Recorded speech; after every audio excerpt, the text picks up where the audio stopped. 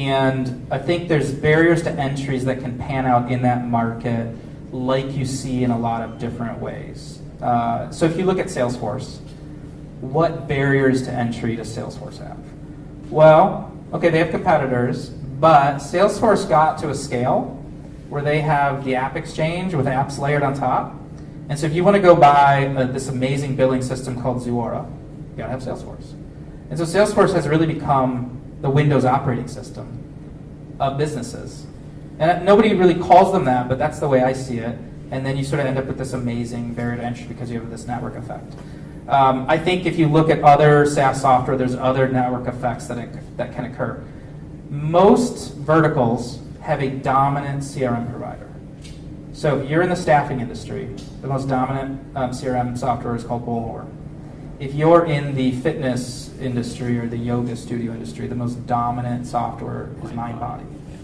Why? Why does every vertical have one dominant provider? And I think it's because you end up with some barriers to entry off of network effects and market dynamics, and people want to pick the best of breed. And some player becomes best of breed and it feeds upon itself. And so I think that's a good strategy for any company, is to go be the best of breed. The internet has made software so accessible. It's so easy to research what's the best out there.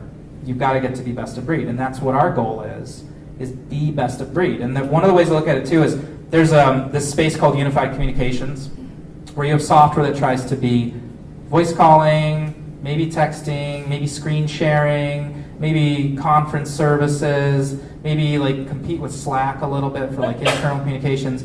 And what they end up being is 5 of the crappiest pieces of software ever for each sort of piece. And it's the best of breed provider that ends up winning the market in all of those segments. So you can. I think that's part of the way to create the barriers, is to be best of breed. Which is a problem for many startups, because they do try to be. They try to be way too much. Yeah. They don't focus enough. One or two things. Yeah, I call that the curse of the entrepreneur. Entrepreneurs, the reason they're willing to be an entrepreneur is they get excited about going after this shiny thing or this creating something out of nothing. Yeah. It drives them. Yeah.